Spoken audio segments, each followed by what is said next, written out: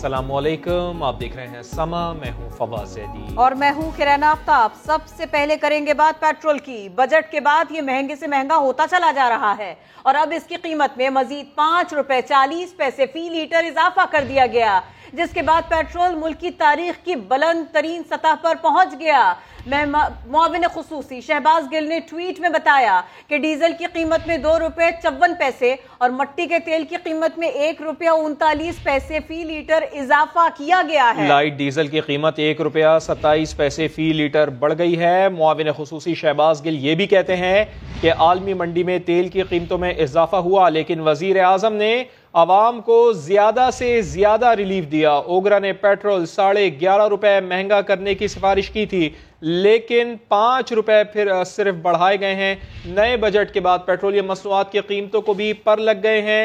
एक माह में पेट्रोल 9.5 रुपए जबकि डीजल 5 रुपए 77 पैसे फी लीटर महंगा हुआ है, जिससे मुल्क में महंगाई का नया तूफान आने का खदशा है। इसी पर बात करते हैं। समा के नुमाइंदे शकील अहमद हमारे साथ मौजूद हैं। शकील साहब, पहले ही अवाम महंगाई से परेशान है, अब जबकि हुकूमत की जानिब से पेट्रोल बम भी गिरा दिया गया है, यकीनन इसका असर होगा, महंगाई और बढ़ेगी।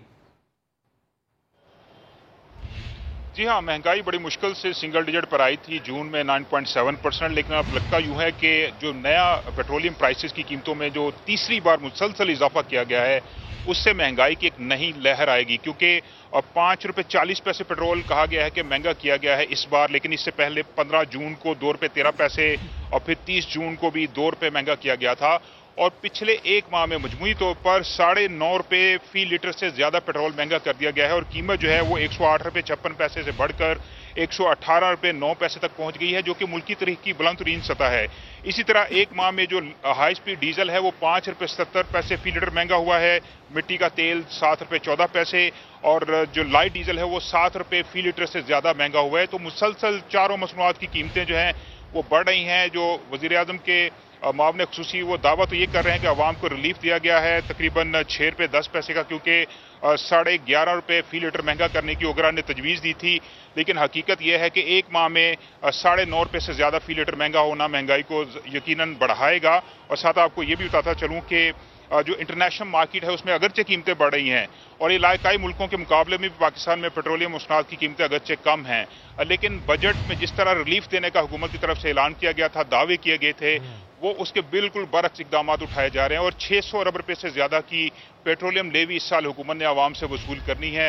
GST इसके अलावा है, तो एक बड़ा रेवेन्यू का जरिया है पेट्रोलियम मसनूआत। और लगता यूं है कि बजट पास होने के फौरन बाद इस पर अमल दरामद कर दिया गया है और 5 रुपए 40 पैसे का पेट्रोल में बिल्कुल शकील अहमद, जिस तरह आप बता रहे हैं कि एक माह में पेट्रोल 9.5 रुपए जबकि डीजल 5 रुपए 77 पैसे फी लीटर महंगा हुआ है, यकीनन इससे मुल्क में महंगाई का एक नया तूफान आने का खदशा है। बहुत शुक्रिया आपका। माहिर मुआशियात मुजम्मिल असलम कहते हैं आलमी मार्केट में पेट्रोलियम मसनूआत गुज़िश्ता साल 75 से 80% तक महंगी हुई थी। हुकूमत उस वक्त कोरोना की वजह से अवाम पर यह बोझ डालना नहीं चाहती थी। मुसलसल कीमतें बढ़ने से हुकूमत पर बोझ बढ़ा है। खसारे से बचने के लिए पेट्रोल की कीमत में इजाफा हुआ है। हमने देखा कि पिछले साल कोरोना जब खत्म हुआ और जुलाई के बाद से जो है लगभग 75 से 80% जो है आलमी मार्केट में तेल की कीमतें बढ़ी और उस दौरान हमारी हुकूमत चूंकि कोविड में थी और आवाम पे बोझ नहीं डालना चाहती थी, तो उसके तनासुब से जो है हमारी मकामी मार्केट में तेल की कीमतें नहीं बढ़ी। पिछले साल जुलाई में हुकूमत तेल से जो है पेट्रोल में जो है 30 रुपए लीटर जो है पेट्रोलियम लेवी जो है चार्ज करती थी, जो अभी 15 दिन पहले जो है घट के जो है 0 के करीब आ चुका हुआ था। तो हुकूमत को जो है एक बहुत खतीर रकम जो है ये पेट्रोलियम लेवी से आती है, जो हुकूमत जो है बराह रास्त तरक्याती अखराजात वगैरह में खर्च करती है। उस सिलसिले में अब हमने देखा कि हुकूमत ने आज जो है 5 रुपए कुछ पैसे जो है पेट्रोल की कीमत बढ़ाई है, ताकि जो है उसको जो 600 अरब रुपए का एक जो खतीर टारगेट है अपना, वो जो है पूरा कर सके। अगर वो नहीं होगा तो फिर हुकूमत का खसारा होगा और खसारा होगा तो हुकूमत फिर कर्जा लेगी और वो कर्जा आखिर में फिर आवाम ने टैक्स की सूरत में अदा करना है। यकीनन आवाम तो इससे नाला है, शहरी तो बहुत गुस्से में है। लोगों का क्या कहना है वो भी आपको सुनवा देते हैं। एक दफ़ा कम हुआ था, वो भी इनसे कंट्रोल नहीं हुआ, तो हर 15 दिन बाद बढ़ रहा है। कोई चीज़ कम हुई है ये कोई एक चीज बता दे कि ये कम हुई है। गवर्नमेंट तो यही कह रही है कि हर चीज रेट कम होगा, लेकिन आवाम जो सिर्फ देख रही है कि ये रेट कब कम होंगे। मेरी तनख्वाह जो है 15,000 रुपये, 3,000 रुपये यानी कि 100 रुपये डेली का मेरा पेट्रोल है। अभी और महंगा हो जाएगा तो और एक्स्ट्रा पैसे जाएंगे। इसको वापस ले, इस बड़े फैसले को, क्योंकि इससे आवाम जो है बहुत परेशानी का शिकार हो रही है। आवाम को बहुत सारी मुश्किलात ऑलरेडी फेस करनी पड़ रही हैं, मेडिसन की हैं, उसके बाद फिर ये पेट्रोल एक दफ़ा फिर बढ़ा देते हैं। आवाम की मुश्किलात में मजीद इजाफा करने वाला मामला है। इससे तो इतनी महंगाई बढ़ेगी, हर चीज़ों पे रेट बढ़ जाएगा, इसका तो आवाम बेचारी परेशान हो जाएगी। इमरान खान की हुकूमत में आवाम बहुत ही पहले परेशान है और परेशान हो गई।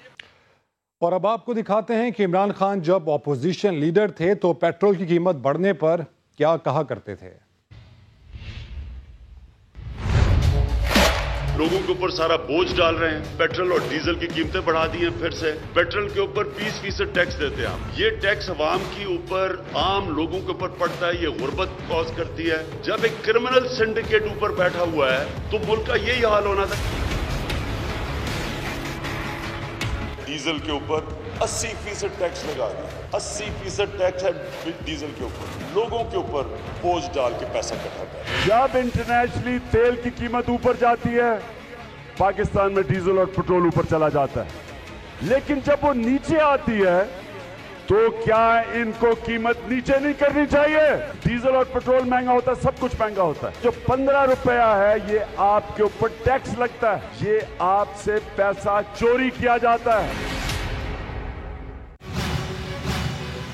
दासू वाकया हादसा नहीं धमाका, तफसीलात कुछ ही देर बाद। मरियम नवाज इमरान खान पर बहुत तंज कर रही हैं। उन्होंने कहा कि वजीर आजम तो साइकिल पर वजीर आजम हाउस जाते हैं, उन्हें पेट्रोल की कीमत बढ़ने से क्या फ़र्क पड़ता है। आज़ाद कश्मीर की इलेक्शन मुहिम में मरियम नवाज ने तब्दीली सरकार पर लफ्जी वार किए। इंतखाबी रैली से खिताब में दावा किया कि नवाज शरीफ को कैद में कत्ल करने की साजिश की गई। मियाँ साहिब के मंसूबों को गिरवी रखा जा रहा है। इंतखाब जीतने के बाद ये कश्मीर के पहाड़ों को भी IMF के पास गिरवी रख सकते हैं। इमरान खान को फर्क तेल की कीमत बढ़ने से इसलिए नहीं पड़ता कि इमरान खान तो साइकिल पे ऑफिस जाता है। वो वाला वजीर आजम ऑफिस जो उसने एक यूनिवर्सिटी में खोल रखा है। लोगों से रोजगार छीनने के बाद जो नवाज शरीफ के बनाए हुए मंसूबे हैं उनको गिरवी रखने की साजिश कर रहा है। जब आया है इमरान तो बिकेगा सारा पाकिस्तान। ये वोट चोरी करके कश्मीर में हुकूमत बना देता है तो कोई पता नहीं है कश्मीर के पहाड़ों को भी IMF के आगे गिरवी रखकर आ जाए। नवाज शरीफ से जान निकलती है इनकी। नवाज शरीफ को इकामे पर बाहर भी निकाल दिया, जेल में कत्ल करने की साजिश भी की। जाली हुकूमत के 3 साल के बाद भी इमरान खान की सुबह भी नवाज शरीफ से होती है, शाम भी नवाज शरीफ से होती है। नवाज शरीफ लंदन में बैठा है, ये यहाँ एक पेज पर बैठे हैं, लेकिन उसके बावजूद नवाज शरीफ हर इलेक्शन में इनके घर में घुस के इनको मारता है। और मरियम नवाज के इस खिताब पर मुआवने खुसूसी शहबाज गिल का जवाब भी आ गया। कहा मरियम नवाज ने मुज़ैका खेज बातें की, वो सजा याफ्ता मुजरिमा और जमानत पर हैं। कश्मीर को दरअसल उनके वालिद ने बेचा था। मरियम सफदर की जो आज की तकरीर है उसमें उन्होंने बहुत सारी मज़ाक़ा खेज बातें की हैं। सबसे पहली बात तो उन्होंने ये की है कि नवाज शरीफ को अकामे की वजह से निकाला गया था। ये बात बिल्कुल गलत है। नवाज शरीफ को अकामे नहीं बल्कि नवाज शरीफ को मामे की वजह से निकाला गया था। और मामा वो था नवाज शरीफ साहब का जिसने उनको वो अपार्टमेंट खरीद के दिए थे जिसका वो कोई सबूत देने में नाकाम रहे। वो जो इनके मामू थे, पंजाबी में मामा कहते हैं, कतरी खत, और कभी कुछ और था, तो वो हमेशा अपने मामुओं की बात सुनाते थे। इसलिए नवाज शरीफ को उकामे नहीं बल्कि मामे की वजह से निकाला गया। दूसरी बात, बार बार मरियम सफदर कहती हैं कि मेरी रगों में कश्मीर का खून दौड़ रहा है। ये बताने की बातें नहीं होती। जिनकी रगों में जो खून दौड़ रहा होता है वो नजर आता है सबको। और नजर आ गया जब आपने हुर्रियत कॉन्फ्रेंस को डिनाई किया मिलने से और आपने जिंदाल के घर जाके कॉफी पीना चाहिए। खिताब के जवाब में खिताब, PMLN हो या पाकिस्तान पीपल्स पार्टी, वफाकी वजीर मुराद सईद ने ऑपोजिशन पर की खूब लफ्जी गोलाबारी। इमरान खान ने ललकारा तो पर्ची वाला चेयरमैन CV लेकर अमेरिका पहुंच गया। उन्होंने ऐसा कहा, कराची को कचरे का ढेर बनाने वाले किस मुंह से कश्मीर बदलने की बात करते हैं। लीगियों को निशाना बनाते हुए बोले, अब्बू बचाओ तहरीक वाले आजाद कश्मीर में तहरीक लेकर आए। मरियम से सवाल किया, ये तो बताएं दवाई लेने लंदन जाने वाले वापस कब आएंगे।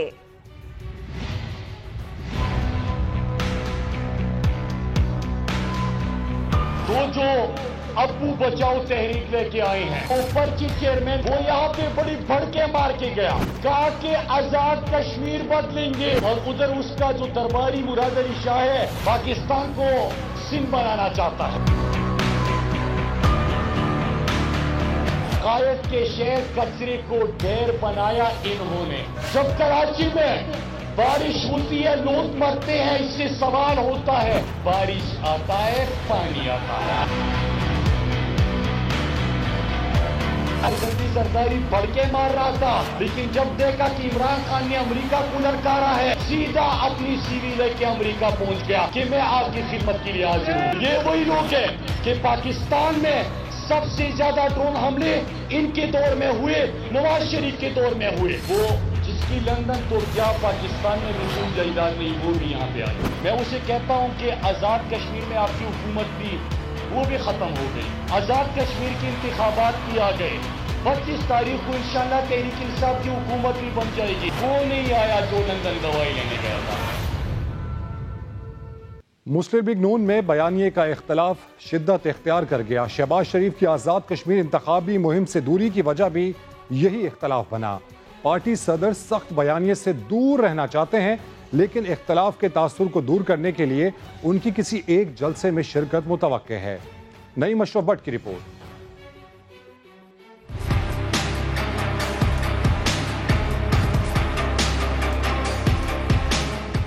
मुस्लिम लीग नून में मज़ाहमत और मुफाहमत ग्रुप्स के दरमियान हलीज बढ़ने लगी। इख्तलाफात आज़ाद कश्मीर की इंतखाबी मुहिम तक पहुँच गए। नून लीग के सीनियर रहनुमा के मुताबिक शहबाज शरीफ को पार्टी क़यादत की जानिब से इंतखाबी मुहिम में हिस्सा लेने की कई बार दावत दी गई। पार्टी सदर ने मुख्तलिफ हीले बहानों से खुद को इस मुहिम से दूर रखा, जिसकी बड़ी वजह मरियम नवाज, परवेज रशीद, शाहिद हकान अब्बासी और जावेद लतीफ का मुज़ाहमती बयानिया है। यही वजह है कि शहबाज शरीफ के साथ साथ इनके हम ख्याल मुफाहमती बयानिए के हामी ख्वाजा आसिफ, साद रफीक, राना तनवीर और अयाज सादिक इस मुहिम से दूर हैं। इख्तलाफ ऐसा कि शहबाज शरीफ ने आजाद कश्मीर इंतखाबात पर एक ट्वीट तक न किया। नून लीग पंजाब के अहम रहनुमा के मुताबिक शहबाज शरीफ बयानिए की इस खलीज के तासुर को दूर करने के लिए 17 या 18 जुलाई को किसी एक जलसे में शिरकत की मंसूबाबंदी भी कर रहे हैं। ताहम अभी तक इसका हतमी फैसला नहीं किया गया। नेमेश्वर समा, लाहौर। साबिक सदर ममनून हुसैन की नमाज जनाजा कराची में अदा कर दी गई है। मुफ्ती तकी उस्मानी ने नमाज जनाजा पढ़ाई। साबिक वज़ीर आज़म शाहिद खाकान अब्बासी और मोहम्मद ज़ुबैर समेत दीगर सियासी शख्सियात ने भी शिरकत की। साबिक सदर का जसद खाकी कौमी परचम में लपेट कर लाया गया। ममनून हुसैन कैंसर के आर्जे में मुब्तला थे। गुज़िश्ता रोज़ 81 बरस की उम्र में इंतकाल कर गए थे। निजी अस्पताल में वो ज़ेरे इलाज थे 2 हफ्तों से। साबिक सदर ममनून हुसैन की नमाज जनाजा अब कराची में अदा कर दी गई है। मुफ्ती तकी उस्मानी ने उनकी नमाज जनाजा पढ़ाई। वज़ीर आज़म इमरान खान का ताशकंद में मसरूफ दिन। सदारती महल में इमरान खान के एजाज़ में इस्तकबालिया तकरीब सजाई गई। गार्ड ऑफ ऑनर भी पेश किया गया। बिजनेस फोरम से खिताब में इमरान खान ने कहा, पाक अफगान उज़्बेकिस्तान रेलवे मंसूबे से खित्ते में इनकलाब आएगा।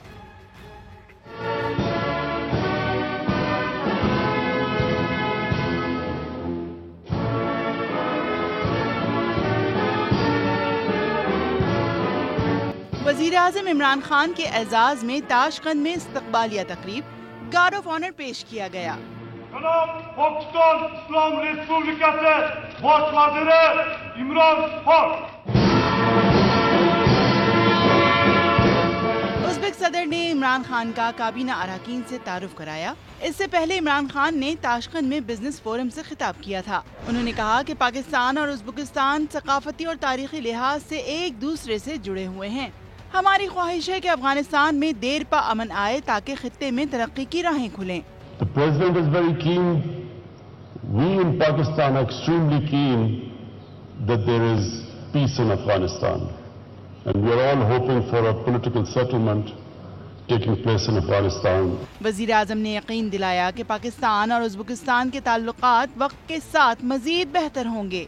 That things in Afghanistan will improve so that this very ambitious program of rail connectivity, the Trans-Afghan Pakistan-Uzbekistan Railway, we hope that this huge project will come into being. Imran Khan का कहना था कि ट्रांस अफगान रेलवे के जरिए Uzbekistan को न सिर्फ 22 करोड़ की मार्केट मैसर आएगी बल्कि हमारी बंदरगाहों के जरिए अफ्रीका और मशरिक़ वुस्ता की मार्केट्स के दरवाजे भी खुलेंगे।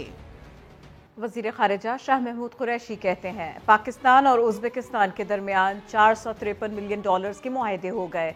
उज़्बेक ताजिर तिजारत और सरमायाकारी में गहरी दिलचस्पी ले रहे हैं। हमारा एक बिजनेस फोरम का इजलास हुआ है जिसमें पाकिस्तान से 130 के लगभग जो मेन बिजनेस हाउसेज हैं उनके नुमाइंदगान यहाँ तशरीफ फरमा थे।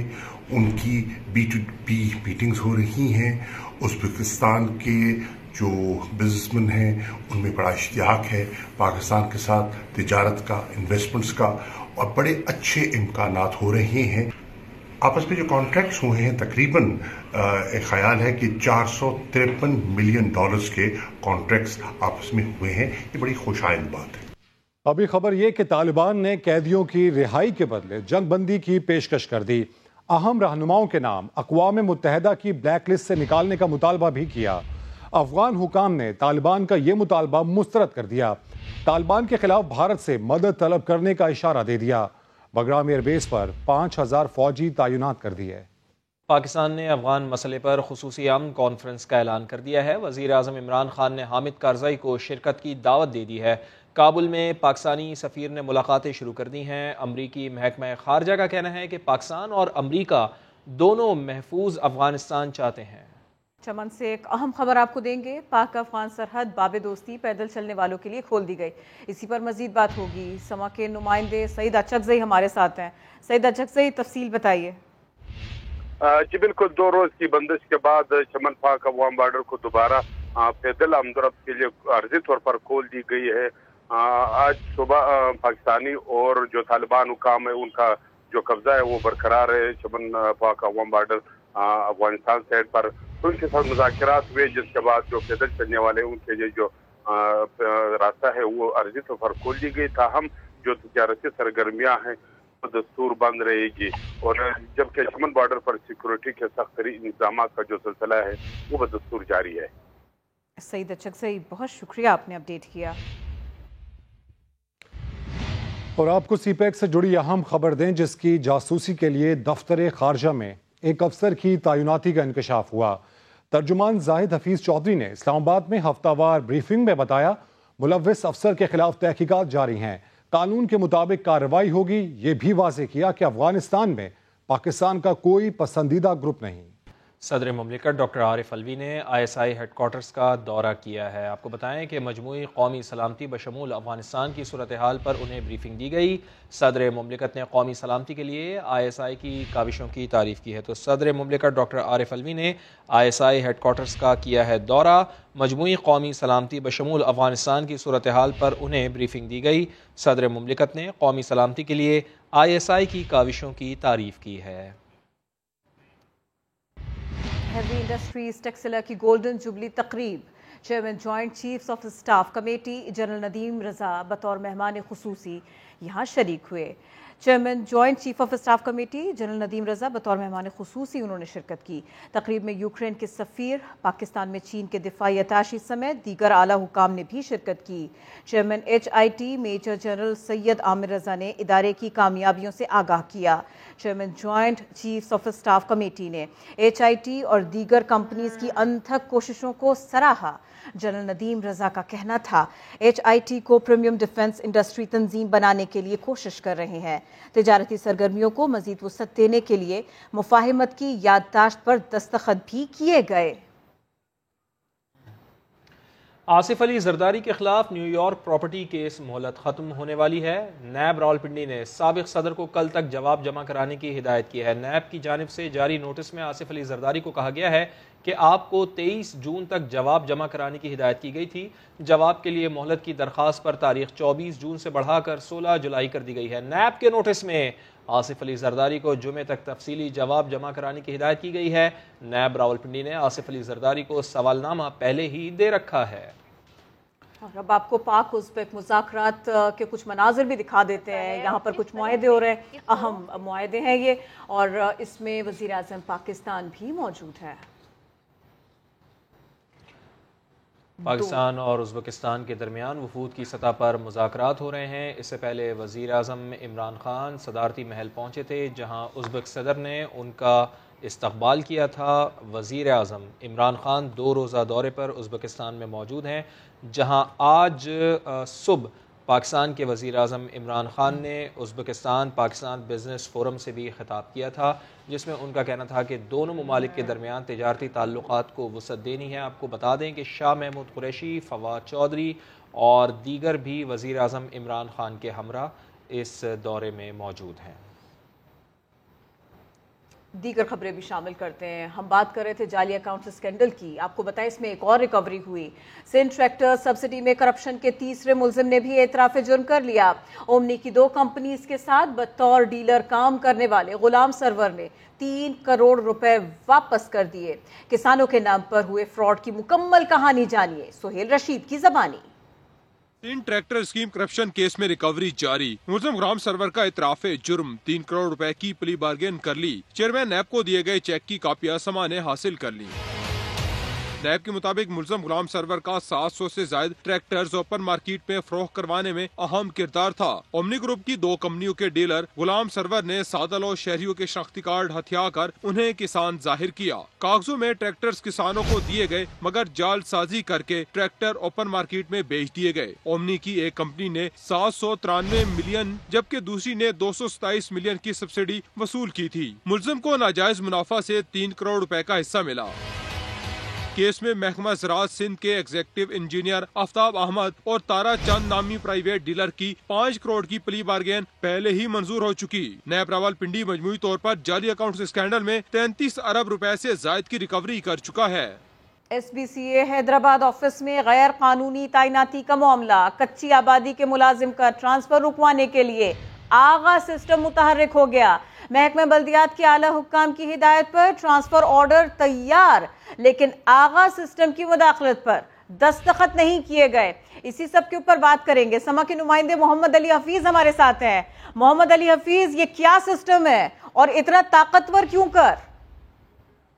जितने साबिक डीजी थे SBCA के शम्सुद्दीन सोमरो, उनके तहत जो है आगा सिस्टम ने हैदराबाद पे कंट्रोल हासिल किया था। खिलाफ कानून गैर कानूनी तौर पर सिंध कच्ची आबादी के मुलाजिम को SBC हैदराबाद में पोस्ट करवाया था। अब महकमा बल्दियात के आला हुकाम ने जो है DG SBC जो नए आए हैं उनको हिदायत जारी की थी कि खिलाफ कानून जो तैनाती हुई थी हैदराबाद ऑफिस में SBCA के कच्ची आबादी के मुलाजिम को वहां से हटाया जाए। लेकिन अब जो है ऑर्डर तैयार हो गया है, लेकिन आगा सिस्टम जो है वो मुतारिक हुआ है इस रुकवाने के लिए। सबसे अहम बात यह है, कहा जा रहा है कि आगा सिस्टम जो है SBC हैदराबाद दफ्तर में कंट्रोल कायम रखना चाहता है, जिसकी बुनियादी वजह गैर कानूनी तामीरात करके जो है वहां से करोड़ रुपए जो है कमाए जा रहे हैं। अब देखना ये कि जो नए डीजी आए हैं वो ये ताकत करते हैं नहीं, ये बहुत अहम तरीन सवाल है। जी बहुत शुक्रिया, आपने अपडेट किया। और अब कुछ जिक्र कोरोना का, जिसके वार फिर तेज होने लगे हैं। मुल्क में मजीद 47 अफराद इंतकाल कर गए हैं। 24 घंटे में 2545 नए केसेस रिपोर्ट हुए हैं। मुस्बत केसेस की शरह 5% से बढ़ गई है। इस्लामाबाद से देखिए अरहम खान की रिपोर्ट। कोरोना वायरस ने GTA रुकन असेंबली नुसरत सहर अब्बासी पर हमला किया। नुसरत सहर अब्बासी की 2 बेटियों और उनके शौहर का टेस्ट लिया गया, जो कि मुस्बत आया। उन्होंने अवाम से एहतियात की अपील की है और ये कहा है कि वायरस तेज़ी से फैल रहा है। GD रुकन असेंबली नुसरत सहर अब्बासी का कोरोना टेस्ट पॉजिटिव आया। यही नहीं, उनकी बेटियां और उनका शौहर, इनके टेस्ट भी मुस्बत आए हैं। कराची के इलाके कोरंगी में पुलिस के बरवक्त एक्शन के बाइस बैंक डकैती नाकाम हो गई है। मुबैना मुकाबले में 1 डाकू मारा गया, 3 फरार हो गए। बैंक में 1.5 करोड़ रुपए मौजूद थे। शाहनवाज अली कादरी की रिपोर्ट। कराची पुलिस ने कोरंगी के एरिया में नेशनल बैंक को लूटने से बचा लिया। एहनी शाहिदीन के मुताबिक 4 डाकुओं ने बैंक में घुसकर लोगों को यरगमाल बना लिया था। 3-4 मोटरसाइकिलें आई, अंदर घुसे, गार्ड को पहले तो मारने की कोशिश करी, उसने रास्ता नहीं दिया, चेकिंग कर रहा था तो उसने उसको भट मारा और वो अंदर घुस गया जबरदस्ती। डाकुओं की मौजूदगी की इत्तला पर पुलिस पहुंची तो मुल्जिमान ने फायरिंग कर दी। पूरी तौर पे पहुंचे इधर तो आगे मैनेजर को यरगमाल बनाया हुआ था सबको, उन्होंने फिर हमने उनको ललकार के बोला कि आप इनको छोड़ दें, हम आपको रास्ता देते हैं। उन्होंने हमारे पे स्ट्रेट फायर करने किए, जिसके ऊपर फिर जवाबन हमें फायर करने पड़े। एसएसपी कोरंगी के मुताबिक बैंक पर तैनात गार्ड्स ने दरवाजा बंद करके डाकुओं को रोकने की कोशिश की थी। सिक्योरिटी गार्ड था, उसके पास वेपन तो था, लेकिन उसने बजाय वेपन से रिएक्ट करने के उन्होंने दरवाज़ा बंद करने की कोशिश की है, दरवाजे से उनको रोकने की कोशिश की है। तो जब फ्रंट से हम मुकाबला कर रही थी हमारी पुलिस, तो जब उनका एक साथी गिर गया है और एक ज़ख्मी हुआ है, तो वो 3 फिर बैक साइड की जो गेट है वहाँ से निकले हैं और उस गली से फरार हुए हैं। मुकाबले में हलाक डाकू की शिनाख्त शाहिद के नाम से हुई है, जो मुल्तान का रिहायशी है। पुलिस ने मुल्जिमान का असला और मोटरसाइकिल तहवील में लेकर फरार तीनों मुल्जिमान की तलाश शुरू कर दी है। कैमरामैन एरिक परेरा के साथ शाहनवाज अली कादरी, समा, कराची। अब बात करेंगे खैबर पख्तूनख्वा और बलोचिस्तान की, जहां बारिश तबाही मचा रही है। कोलू में विंग कमांडर समेत एफसी के 6 एहलकार सैलाबी रेले में बह गए। विंग कमांडर और 3 एफसी एहलकारों को रेस्क्यू किया गया। दरियालुई में ऊंचे दर्जे का सैलाब है। फ्लड फोरकास्टिंग डिवीजन ने खैबर पख्तूनख्वा में 19 और 20 जुलाई को शदीद बारिश और दरियाओं में सैलाबी सूरत हाल का अलर्ट जारी कर दिया है। फ्लड फोरकास्टिंग डिवीजन के मुताबिक दरियाए सिंध, दरियाए काबुल और दरियाए जेहलुम के अतराफ 19 और 20 जुलाई को शदीद बारिशें मुतवक्के हैं। बारिशों के 22 मुल्का इलाकों में सैलाबी सूरत हाल भी पैदा हो सकती है। 20 और 21 जुलाई को रावी और चनाब से मुल्का नदी नालों में तुग़यानी का खदशा भी जाहिर किया गया है। तमाम इदारों को मोहतात रहने की हिदायत की गई है। झंग की क्रिश्चियन कॉलोनी मसाइलिस्तान बन गई। सीवरेज के पानी ने झील की शक्ल इख्तियार कर रखी है। गंदे पानी की वजह से शहरियों का घरों में रहना और बाहर निकलना दोनों मुश्किल है। इलाका मकीनों ने क्या क्या कुछ कहा, हम आपको दिखाते हैं।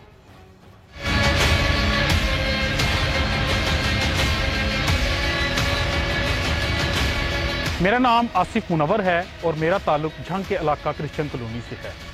हमारे इलाका में अरसा दराज से खड़ा सीवरेज का गंदा पानी एक झील की शक्ल इख्तियार कर गया है। गली मोहल्लों में खड़ा सीवरेज का ये गंदा पानी, जिसकी वजह से हम अपने घरों में कैद होकर रह गए हैं। गंदे पानी के बायस हमारा पीने का पानी बदबूदार हो चुका है। हमारे बच्चे बीमार हो रहे हैं।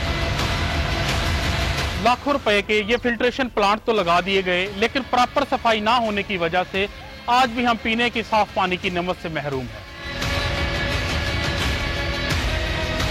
यह है हमारा सरकारी स्कूल, जिसके अतराफ में गंदगी के ढेर लगे हुए हैं और ताफुन ज़दा माहौल में हमारे बच्चे तालीम हासिल करने पर मजबूर हैं।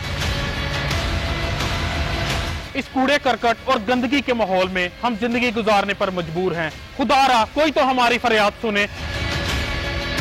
लाइसेंस की तजदीद क्यों नहीं हो रही है? एडवांस टैक्स क्यों लगाए जा रहे हैं? Pakistan chemist and drug association की कॉल पर मेडिकल स्टोर्स ने मुल्क भर में हड़ताल कर रखी है, जिसकी वजह से शहरी काफी परेशान हैं। मरीजों के लिए कड़ा इम्तिहान, मेडिकल स्टोर्स बंद हैं, मेडिसिन कहां से खरीदें? दवाओं की कीमतों में इजाफे, लाइसेंस की अदम तजदीद और एडवांस इनकम टैक्स के खिलाफ मुल्तान की मार्केट्स में शटर डाउन हड़ताल है। होलसेल मार्केट्स में दुकानों पर ताले पड़ गए। ये जो एडवांस टैक्स का ये जो सिस्टम है ना, इसको रन करना हम बेयर कर ही नहीं सकते किसी भी सूरत, क्योंकि इसको मेंटेन करने के लिए जो हमारे एक्सपेंस आएंगे ना, वो एक अफोर्डेबिलिटी नहीं है। खानपुर और लियाकतपुर में भी मेडिकल स्टोर्स बंद हैं। ओकाड़ा में केमिस्ट एंड ड्रग एसोसिएशन ने 2 घंटे की अलामती हड़ताल के बाद दुकानें खोल दी। स्वाबी की 4 तहसीलों में मेडिकल स्टोर्स पर ताले पड़े हैं। कराची सुपर हाईवे की मंडी में जानवरों की कीमतें और व्यापारियों के मिजाज दोनों ही आसमान पर हैं। लेकिन ऐसे में समा ने मंडी में 50,000 रुपए वाली गाय ढूंढ निकाली। इस गाय की खूबियों के मुतालिक जानेंगे समा के नुमाइंदे सैयद रिजवान आलम से। जी देखें, ईद में अब जो है वो 5 से 6 दिन ही बाकी रह गए हैं और काफ़ी जानवर मंडी में खड़ा हुआ है। मंडी इंतजामिया के मुताबिक 6 लाख जानवर आ चुका है और उसमें से जो है वो तकरीबन 50% कहते हैं कि बिक गया है, लेकिन अभी भी 50% जानवर यहाँ मौजूद है और 1 लाख से जानवर जो है मजीद जो है वो अभी आ रहा है। यहाँ पे जो हमने रेट देखे गायों की वो 70-80 हज़ार रुपये से लेके फिर 3-3.5 लाख तक की रेंज के जानवर है, लेकिन यहाँ पे एक जानवर जो है वो 50,000 रुपये में भी है, लेकिन वो बहुत ही, हम आपको दिखाएं कि एक ऐसा जानवर, बहुत ही छोटा सा जानवर है जिसके वो 50,000 मांग रहे हैं। मांग तो 50,000 रहे, लेकिन अगर मेरे कैमरामैन आपको दिखाएंगे, ये है वो जानवर। व्यापारी साहब जो है वो इसके 50,000 रुपये लगाए हुए इन्होंने। यहाँ पे ये जो बच्चियाँ दिखा रहे हैं, ये छोटी, मेरे कैमरामैन अगर दिखाएं आपको राइट साइड पे जो बच्चियाँ खड़ी हुई हैं, ये 80,000 रुपये से लेके और 1,20,000 और 1,30,000 रुपये तक के भी जानवर, ये वाले जो जानवर है ये व्यापारी यहाँ पे भेज रहे हैं, ये भावलपुर से लेकर आए हैं। जी बहुत शुक्रिया आपका, आप हमें आगाह कर रहे थे। पहलवानों के शहर का बकरा भी पहलवान। गुजरावाला के बकरे ने फैसलाबाद में होने वाला हैवी वेट मुकाबला जीत लिया। गुजरावाला पहुंचने पर शानदार इस्तकबाल किया गया। रिपोर्ट करेंगे मोहसिन खालिद।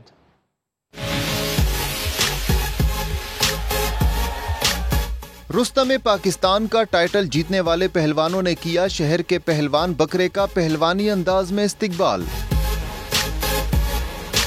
314 किलो वजनी शेर दिल ने फैसलाबाद में होने वाले 23वें रुस्तम पाकिस्तान हैवी वेट बकरा मुकाबले में धाक बिठा दी।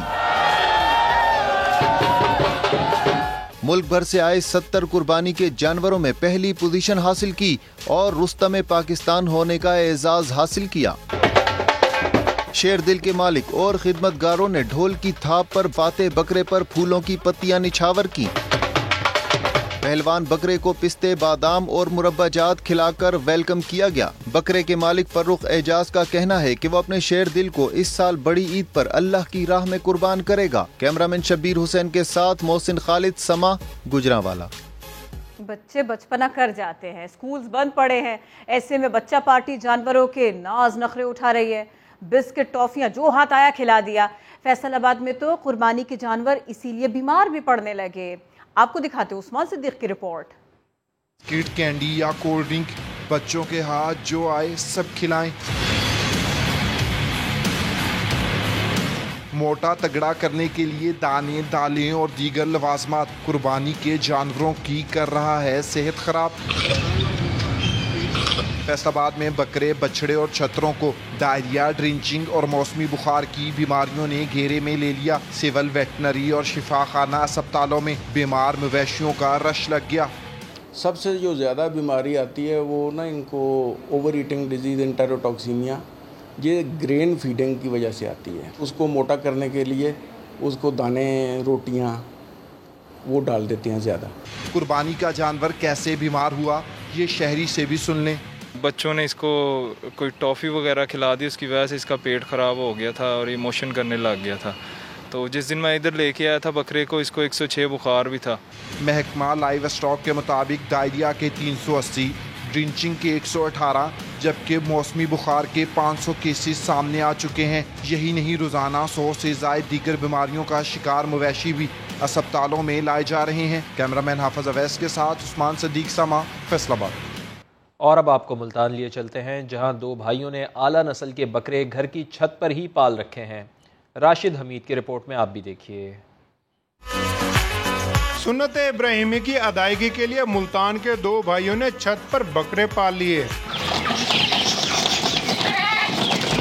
मक्की, चीना, टेडी और राजनपुर नस्ल के इन बकरों की मालिक खूब खातिर मदारत करते हैं।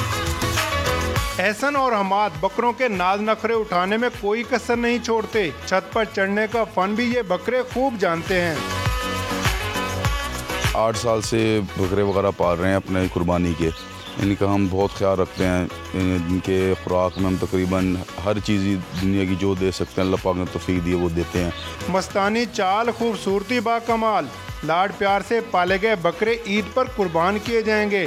कैमरामैन अकमल खोकर के साथ राशिद हमीद, समा, मुल्तान। हेडलाइंस होंगी ब्रेक के बाद, देखते रहिए समा।